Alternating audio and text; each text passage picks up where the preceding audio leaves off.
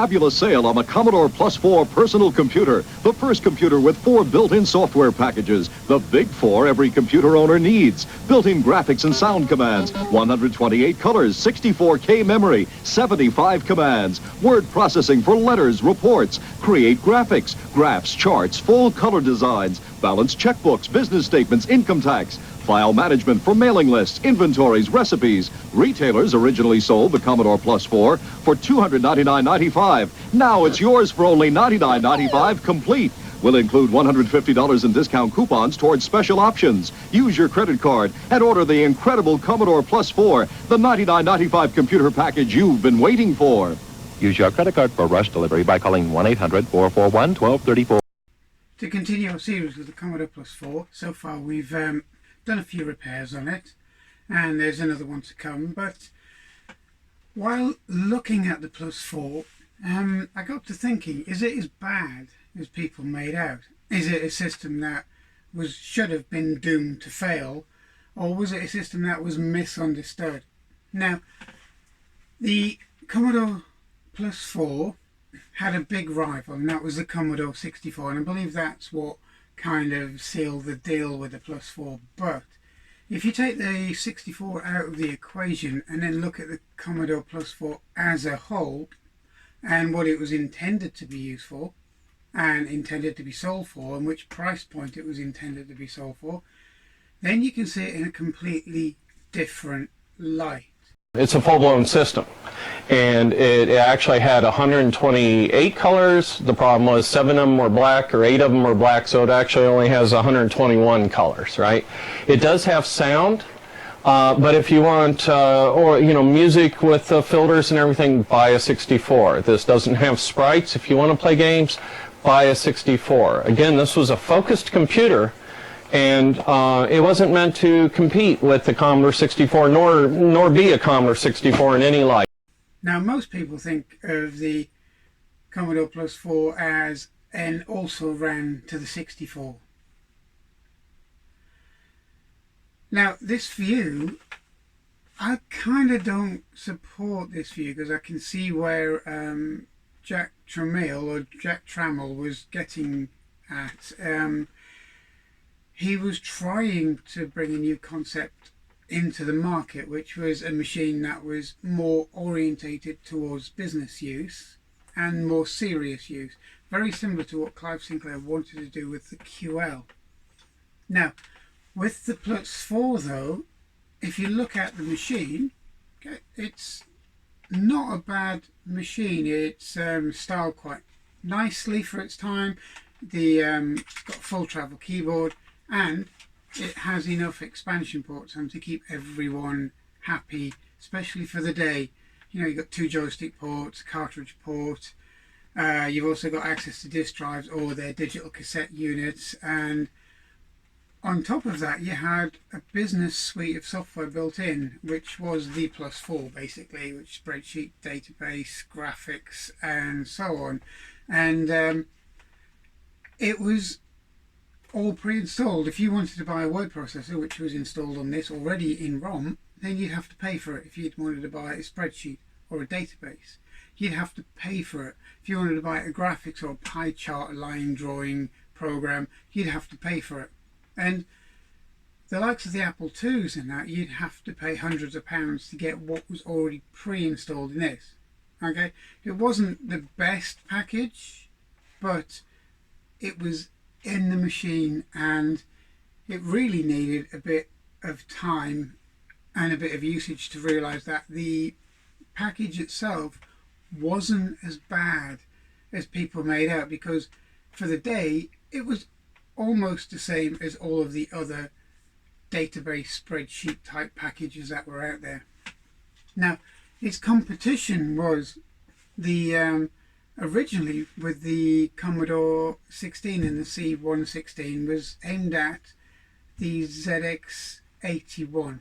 Now, the ZX81 was a monochrome machine, sold for around about £50, and it did well because at the time there wasn't really any competition. But if the C16 and the C116 came out at this time of when it was meant to come out, it would have wiped the floor with the ZX81 because it had colour, it had sound, it had a chiclet style keyboard on the earlier machine, which was still better than the membrane thing that was on the ZX81. Now, I'm not running the ZX81 now, it's just a comparison. Now, again with the Plus 4 as well, if you compare this to its contemporaries, the Spectrum, okay, remember this was meant to have been $75 to $99. That would have equated to less than £50 in the UK, and even, you know, at the top end of the price range, which was $99, as it was, you know, meant to have come out in that kind of range, it was about £60–70, when a Sinclair Spectrum was 126 or 129 pounds. This had 64k against the Spectrum's 48. It had 60k of use. It had a proper sound chip, and it had more colours.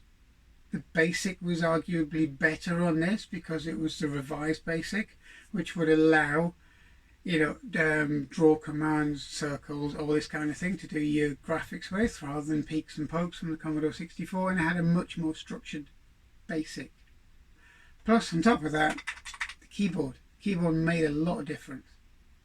Now, if this was touted as direct competition to the Spectrum, regardless of the 4 ROMs that were in here, or the ROM package that was in here with the 4 different programs on it, it would have won hands down. There was not a lot of competition really against a machine like this at the original under $100 price point.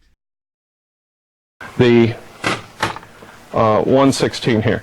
So the chiclet keyboard was the one thing we gave up, but for $49, you know, we did leave room for the 264, which was going to be $79. Now, guess what? You can buy an Arduino these days for $49. You can't buy any other computer with keyboard, with sound, with the, you know, 121 colors or any of those things. You still can't buy them these days. So it was ahead of its time, I think, and again, being fairly focused. And the 264 was supposed to sell for $79. And again, you know, for a business machine, that TED was the name of the chip, meant text display. Everything about it was meant to be business. Now, of course, Commodore lost its way at one point. The people in marketing and whatnot couldn't tell the difference between the success of the Commodore 64 and this new machine called a TED, so they tried to turn it into a 64. I think they ended up charging $349 for it. Now, biggest problem is that it wasn't marketed that way. It was marketed as a replacement for the Commodore 64, and because of that, its shortcomings were kind of elevated because the sound chip wasn't as good. It wasn't. It was just the SID chip beat this hands down. The colours and the actual resolution and the graphics, etc., on the Plus 4 were arguably better than the Commodore 64, but the Commodore 64 had the user base already, the installed software base, and that was the big mistake. They made this incompatible with the 64, and that was a mistake. If they'd gone down the route of Amstrad and Sinclair with their 128 versions of the Spectrum, where they had basically 2 different machines in one, that would have allowed this machine to fly. And that's the biggest problem. The biggest problem was the 64, because a lot of the software for the Plus 4 was written rather based on the C16, because it was an identical machine without the expansion options, but it only had 16K. So anything written for the Commodore 16 would work on the Plus 4.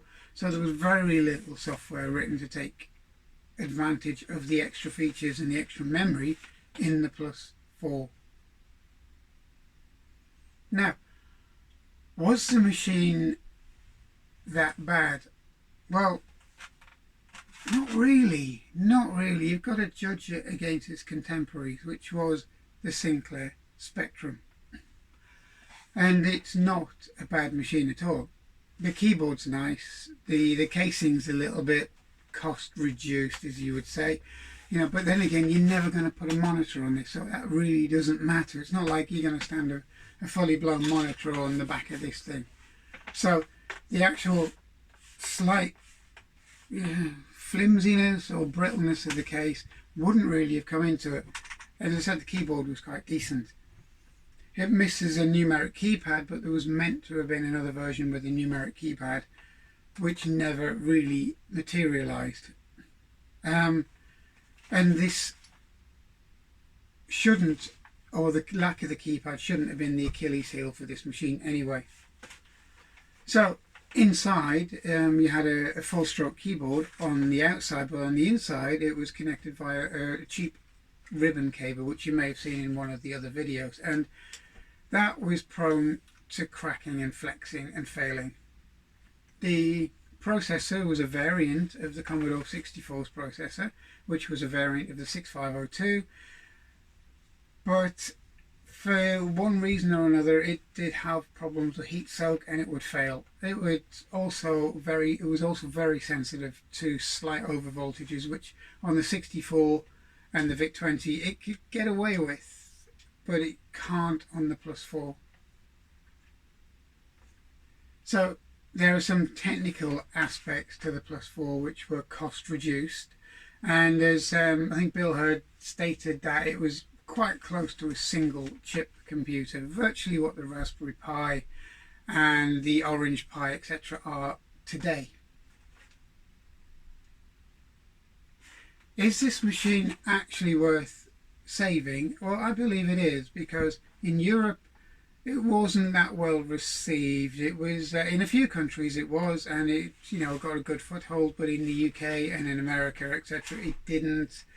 It was sold off quite cheaply in places like New Zealand and Australia, and it was also advertised heavily as a gift in some places when you bought something else, and the cost was reduced to $99 eventually, which is the foothold where Jack wanted this machine to be in the first place. But by that time it kind of the gate or the door had passed for this machine, which was unfortunate. Using this machine today, it's not bad. It's not bad. There's enough software around to make this machine useful. You got to watch the power supplies, as you probably have realized in one of the videos, for over voltage. The keyboard can still be used, the word processor, and even the spreadsheet can still be used. If you use a disk drive on this, it becomes quite useful. If you haven't got a disk drive, you can use an emulated card, SD card drive, which still works, and it'll be quite useful. So whichever way you use this machine, either with an emulated SD floppy drive or an emulated SD tape drive, this machine becomes eminently useful, because it has as much storage as you could ever want on this machine, and you would never need more than probably a 64 gig SD card in this ever to store all of your programs and all of your bits of data that you want to store from this machine. And these machines have become a lot more useful now than probably they were when they were released, because you had to buy an expensive disk drive to make the software that came with the machine useful. So is it useful today? Yeah, it is. I mean, if you get one and it still has faults, spend the time repairing it, because there's not many around, especially in the UK and America. And also there's plenty of programs and software out there, as I've said.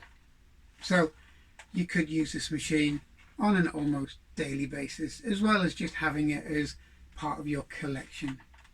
Did it deserve the rap that it got?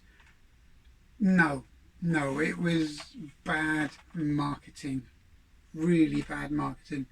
It could have walked away with a lot of the user base where the ZX Spectrum was based if this had come out at its correct sub $100 price point.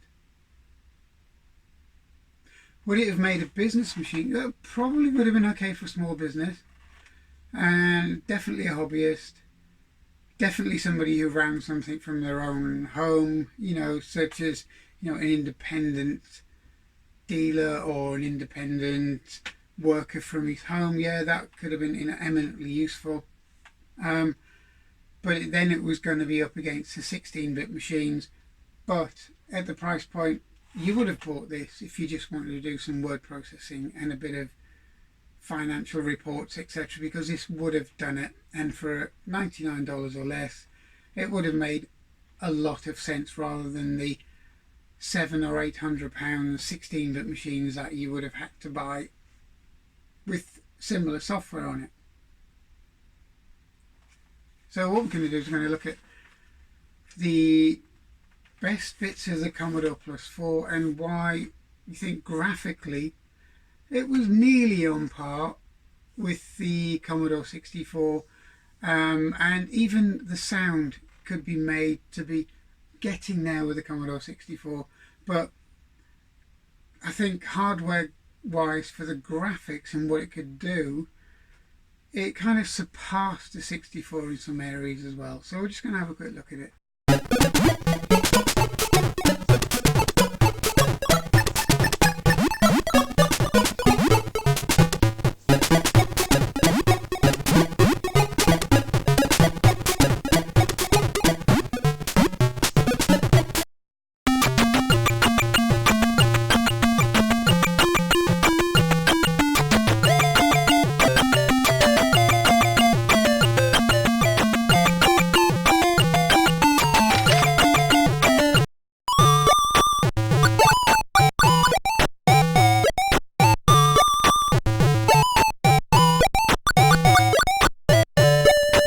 Thank you for watching, and I hope you enjoyed this. If you did, please subscribe. If not, we'll meet each other on this channel hopefully sometime in the future. Okay, so thank you again. Good night.